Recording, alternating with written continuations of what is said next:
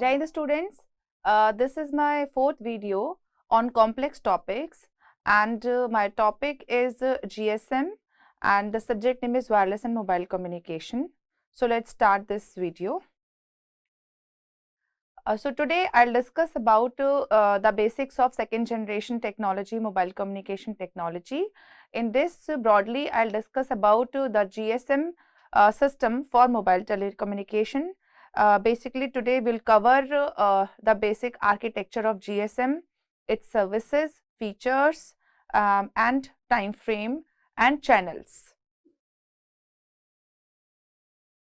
So let's start with the basic services and features of GSM. So GSM stands for Global Standard for Mobile Communication. It is actually a second generation cellular technology. Okay, so like we already know that in first generation we have analog type of services and analog type of technology was there. So in GSM, starting from GSM, which is the second generation technology, the evolution of digital services was started. So it is actually GSM is actually a second generation cellular system. Okay, 2G we can say in short. It is the world's first cellular system to specify digital modulation. So in GSM we have started the digital modulation technology. Digital modulation means like your BPSK, QPSK, FSK, these type of technology were used starting from GSM. It was originally developed to serve the pan-European cellular services, okay, and promised a wide range of network services through the use of ISDN. Okay, so earlier it was originally developed only for European countries, but later on, because of its advantages and global connectivity, it was spread worldwide. Okay, so it promised a wide range of network services, which include the ISDN services also. ISDN is Integrated Service Digital Network. So in the with GSM, ISDN services were started. Now, the services that we can see from GSM were, it follows the ISDN guidelines and are classified as either teleservices or data services. So, as we can say that it provides the digital services, the digital services were started with the help of ISDN. It follows the ISDN guidelines, okay, to provide us the teleservices and the data services. Okay, what do you understand by teleservices? So, teleservices include the standard mobile telephony and mobile originated base traffic. Okay, what does it mean? Means like normal your calls and traffic, that is known as your voice call. This is known as your teleservices. Okay. Data services means data services include computer to computer communication and packet switched traffic. Okay, so if you want to have some computer to computer communication or a mobile to computer communication, so this communication is known as data services. So with the help of ISDN, GSM provided the teleservices along with the data services. Now, some other services that GSM has offered were the telephone services. Telephone services, it includes emergency calling, facsimile. It also supports video text and teletext. Though not very much part of the GSM standard, but it also supported the video text and teletext. Other than telephone services, bearer services or data services were also provided, and it was limited to layer 1.2 and 3 of OSI model. Okay, like we already know that in OSI model we have 7 layers. So this bearer services or data services were limited to 1.2 to 3 layer. It supports packet switched protocols with data rates from 300 bits per second to 9.6 kbps. Okay, data may be transmitted using transparent or non-transparent mode. These both of these modes can be supported. Other than this bearer services, it also provided the supplementary ISDN services. What all are the supplementary ISDN services? It includes that It is digital in nature. It includes call diversion, caller user group, caller identifications. So these are your supplementary ISDN services. It also supports SMS facility, and which allows GSM subscriber and base station to transmit alphanumeric page of limited length 167 bits ASCII characters while simultaneously carrying normal voice traffic. Means the messaging facility that you use, it is actually because of the that ISDN services. Okay. SMS may be used for a safety and advisory applications such as broadcast or highway or weather. Like SMS can be from mobile to other user, and it can also be the broadcast facility. Broadcast means sending one message to multiple users at the same time. So we can have the broadcast facility. We receive messages from our service provider, from government, from other authorities.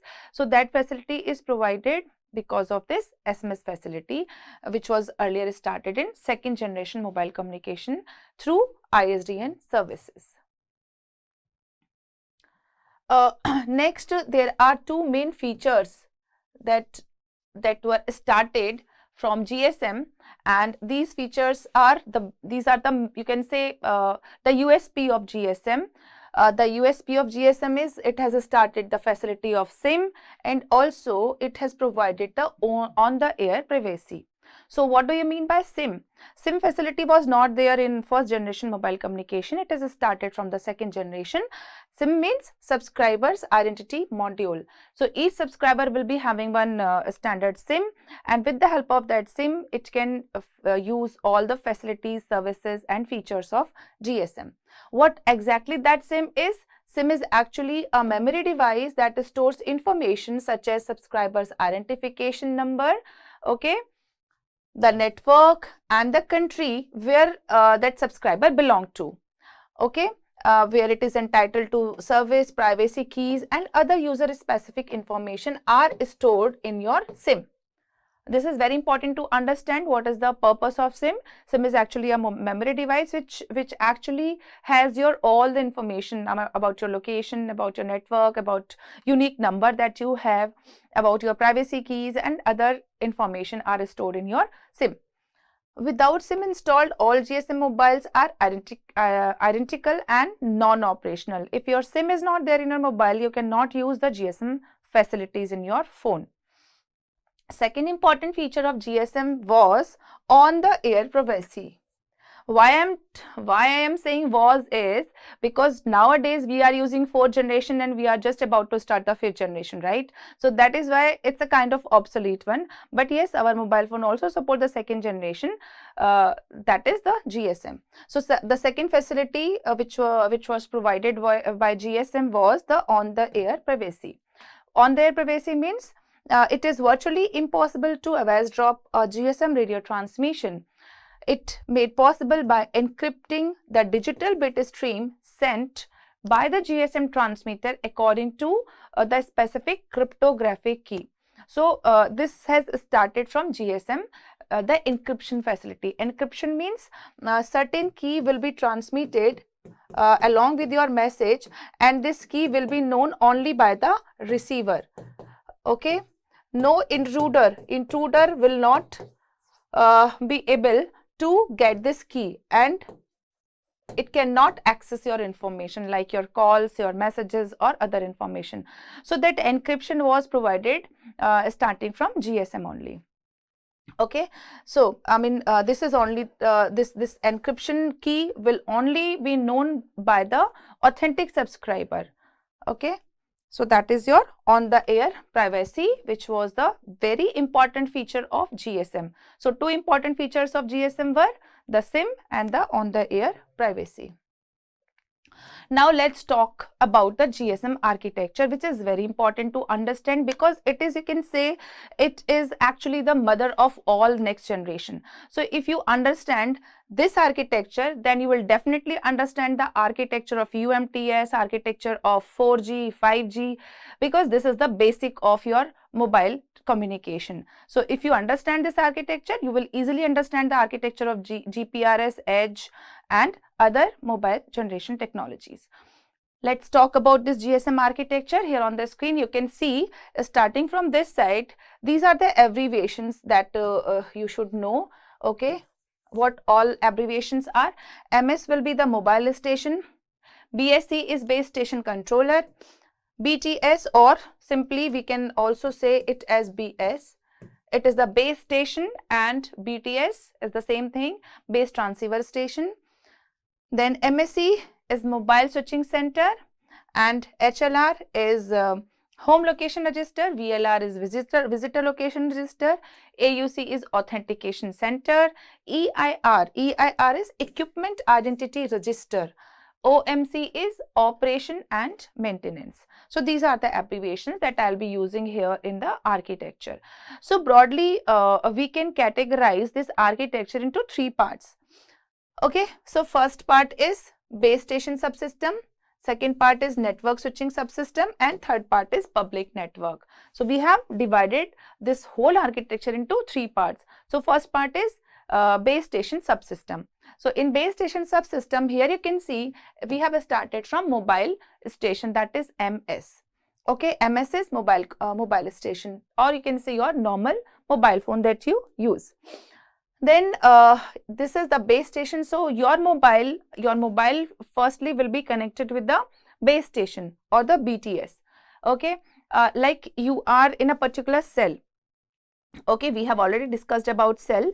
So you are located in a particular cell. So in every cell we have one base station or BTS. In a group of cell we have one BSC. Okay, and for a group of BSC we have one MSC. Okay, so MSC it is the heart. It is the heart of the architecture. Okay, so you are connected with your nearby base station from where you are getting the best signal, right? Like my mobile is connected with the base station which is nearby my location, and from where I am getting the best or the strongest signal. So here your mobile is connected with the base station, and then your base station will be connected to a particular BSC, that is base station controller. Okay, sometimes BSC is there and sometimes your base station is directly connected to MSC. Okay, so to reduce the load of MSC, sometimes we put the BSC in between. Okay, so what is this base station? You can, I guess you have seen that this type of base stations nearby your location. So these base stations are actually having the transmitting and the receiving antenna. Okay, so antennas are located here, and this is your mobile phone. So you will be transmitting or receiving from base station. You will be communicating with your base station, right? Then your base station will be connected to BSC, then your BSC will be connected to MSC. Here in MSC you can see that it is connected with everybody. MSC is connected with OMC. OMC is operation and maintenance. Here we have HLR, VLR, EIR and AUC. Okay, these are also kind of registers that are there in your MSC. Then we have a GMSC. GMSC is Gateway Mobile Switching Center. The purpose of this GMSC is to connect the MSC with other sort of network. What all other sort of network means? Your PSTN, your ISDN and your data network. Now what is this PSTN? Okay, just tell me, like we can have a communication between mobile to mobile only? No, we can have communication between mobile to mobile, mobile to landline phone, mobile to computer, right? So that is why your mobile communication is not only limited to mobile communication, it is also connected with other networks like the PSTN. What is PSTN? PSTN is the normal network which will provide you the landline call facility like the existing telephony system. PSTN full form is Public Switched Telephone Network. Then we all know that we have the facility and the services of ISDN also. ISDN is Integrated Service Digital Network. Now other data network is also there. I mean, you can have a connection between mobile phone and computer. So this is how your complete connection would be there. Now if I want to explain how your call is set up. So your call will be set up. First you will initiate a call from your mobile to nearby base station. then your base station will get a request of the channel from BSC, and then this BSC will be requesting a channel from MSC.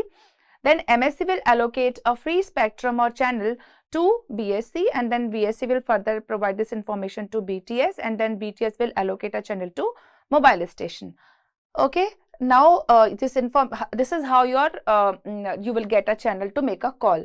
Then if you want to make a call to landline, then from MSC it will transfer to the PSTN where your landline phone is there, right? So this is how your call is connected with the landline network. Now GSM radio subsystems. What is the spectrum allocation in GSM? Okay, GSM or 2G. So the spectrum allocation in GSM, we can see here that for single band, for dual band and for tri-band, we have 3 different bands available in second generation. What is the need of higher bands? Need of higher bands is like your mobile phone supports 4th generation, it supports 3rd generation, and it also supports the 2nd generation. So this is how we need different bands for that. So in single band, it is 900 megahertz band which is available. In dual band, we have 1800 megahertz available, and for tri-band, we have 2700 megahertz available. When a mobile moves from India to USA, then we set dual band there so that it can work because of the different frequency range available in USA. So your mobile phone should be compatible if you are taking it to another country. Here, this is the spectrum allocation of GSM or the 2nd generation in India. This is the band GSM 900 band and GSM 1800 band. In 900 band, the uplink frequency range is varying from 890 to 915 megahertz. The total channel bandwidth available, to complete bandwidth available is 25 megahertz. This is the total bandwidth available. Now, this is the downlink frequency range 935 to 960 megahertz. Similarly, for GSM 1800 band, 1710 to 1785 megahertz is for uplink. Uplink means from your mobile station to base station. Downlink means from base station to your mobile station. The total bandwidth available in GSM 1800 band is 75 megahertz, and in downlink frequency you can see that the frequency range is 1805 to 1880 megahertz. Okay, so now here we can see that for GSM 900 band, the complete bandwidth of 200 kilohertz is available. We know that channel bandwidth is 200 kilohertz. Now we can see the total number of channels available will be 25 megahertz divided by 200 kilohertz. In GSM, the channel bandwidth of one channel is 200 kilohertz. It is fixed. This you should know that the channel bandwidth in GSM is 200 kilohertz. For 25 megahertz band of channel, we have total 125 channels available. Similarly, for 75 megahertz band of channel, we have 375 channels available that we can use on sharing basis with our subscribers. Now let's move on to next topic, which is the GSM frame structure. It is also a very important topic, GSM frame structure. As we know that in GSM we use TDMA, okay, and we know that in TDMA we have time slots available, right? Earlier in first generation we used FDMA, but in second generation GSM we are using TDMA. In third generation we use CDMA. Okay, so TDMA is time division multiple access, in which users are allocated in a particular spectrum based on the different time slots. Okay, either we can divide different frequency bands, or we can divide the same channel to different users which will be working on different time slots, right? So here this is here you can see that this is the higher GSM frame structures, and this is 935 to 960 megahertz. This is 890 to 915. I mean, this is for uplink and this is for downlink. Okay, and this is the frequency. Now in GSM it is using TDMA. So this is the GSM TDMA frame, one frame. Okay, this is only one frame. So in one frame in GSM total 8 time slots are available. Okay, in GSM, in one frame, we have 8 time slots available. It means at a time, 8 subscribers can utilize one frame, right? 8 subscribers. So here you can see 1, 2, 3, 4, 5, 6, 7, 8. So this would be user 1, user 2, user 3, user 4, and likewise user 8. The complete duration of one time frame is 4.615 milliseconds. Okay, 4.615 milliseconds, and it will provide you a data rate of 24.7 kbps. Okay, kbps means kilobits per second, right? Here, one time slot, I have shown the one time slot difference. Like in one time slot, what bits are assigned, how many traffic bits will be there, how many data bits will be there, how many additional bits will be there. So in one time slot, okay, which is also using the normal burst. Burst means how you are sending your bits into the channel. So that is known as a burst. Okay, so it is using a normal burst format. In normal burst format, we have some guard bands, we have some trailing bits. So this is the guard band space. Okay, and these are the bits that are there in the normal burst. So here 3 bits are assigned as trailing bits. 57 bits are there for user data. There is one additional bit S1 for synchronization.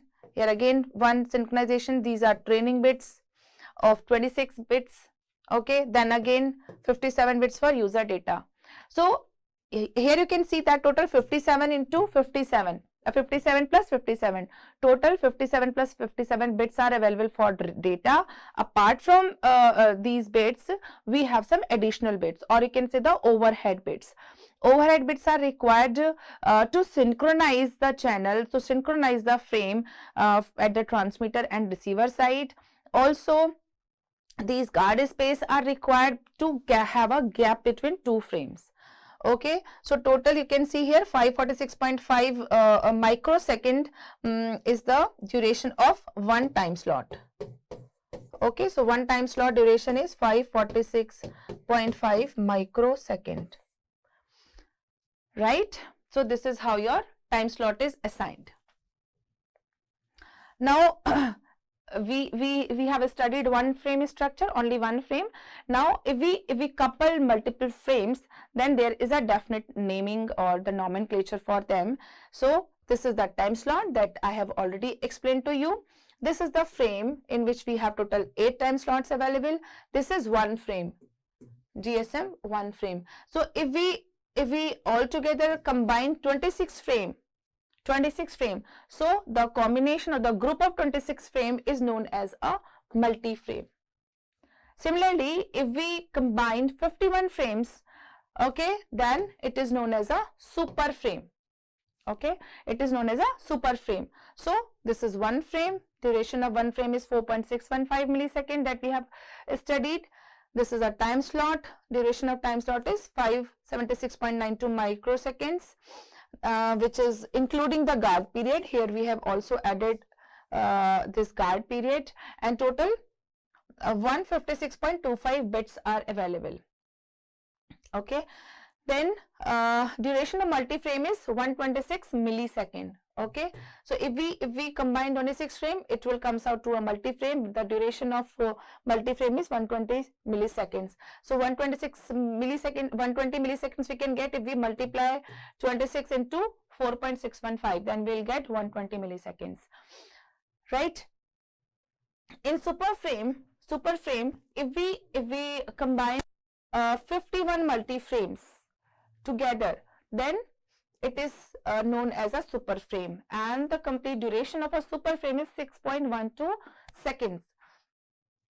How it has come out? 6.12 will be 4.615 into 51. It will give you 6.12 seconds. Now coming to the next topic, which is the GSM channels. So coming to this radio interface, the radio interface, it is actually the general name of the connection between the mobile station and the base station. Okay, so how your mobile station and base stations are connected, it is connected with the help of a radio interface. It utilizes the TDMA concept when one TDMA per frame carrier frequency is there. Each frame consists of 8 time slot that we already know. The direction from base station to mobile station is defined as the downlink, and the opposite direction is known as the uplink. Likewise, this is your mobile station and this is your base station. So, mobile station to base station will be uplink and base station to mobile station is downlink. So, the connection, this connection is known as the radio interface. Now, in GSM, basically we have two type of channels. Okay, so the channels can be divided of two types. One is physical channel and another one is logical channel. So, physical channels means when a mobile station and base station communicate, they do it on a specific radio frequency carrier, one for uplink and another one for downlink transmission, and it is assigned to a particular time slot. This combination of time slot and carrier frequency, it forms a physical channels. Like in GSM, we have total 8 time slot. For each time slot, we have one physical channel available. One RF channel will support 8 physical channels in time slot 0 to 7. Now coming to the logical channels. The data, whether user traffic or signaling information, are mapped onto physical channel by defining a number of logical channels. So, one is the allocation of a physical channel. After allocating a physical channel, your data will be mapped into a particular physical channel with the help of logical channels. We have multiple logical channels for different type of messages. A logical channel will carry information of a specific type, and a number of these channels may be combined before mapping onto the same physical channels. This is the diagram of physical to logical channel, how they will work. So, here you can see these are the TDMA frames, 1 frame, 2 frame, 3 frame, right? In each frame we have how many slots? Total 8 time slots are available. Each time slot is of 577 microsecond. Each frame is of 4.615 millisecond, and this one physical channel is allocated to one time slot, right?